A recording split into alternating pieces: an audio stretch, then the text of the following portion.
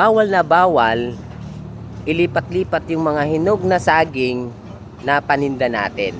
Bawal na bawal kasi ito malalamog. Pero sa akin dito, kahit oras-oras, ililipat yan. Sige, ilipat nyo na tong saging. Yan, nagtitinda kami ngayon dito sa gilid. Ito yung kagandahan sa saging na to kasi kahit oras-oras mo pa siyang ilipat, hindi basta-basta malalamog yung paninda nating saging. Ayan o. Yan, ilagay nyo muna dyan. Baba nyo muna lahat. Baba. Ayan, binababa na nila. Ayan. Ayan, binababa na nila. Diba? Kahit oras-oras nilang ilipat-lipat yan, hindi basta-basta malalamog yung saging natin. Saka ito pala yung sidecar nating antique. Antique na to ha, mahal na to kung isasangla to. Yung ibebenta ko to sa ano, mahal na yan. Antique na yan eh, antique. Diba? Nandyan lang. Yan, sige, ilagay nyo na yung kahoy dyan. Diba? Magpipwesto kami ngayon. Marami tayong saging na hinog ngayon. Gawa ng medyo matumal ngayong buwan na to. August. Ghost.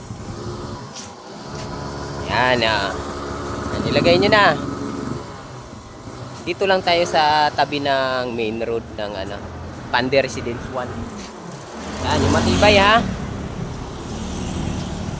Ayan, sige, patong nyo na. Ayan, okay. Diba?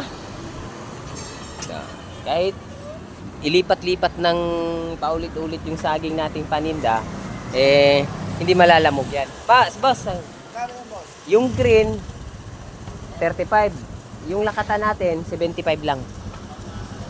Yung ito, 60. Yung green natin, 35. Opo, 3 kilo 100 sa green.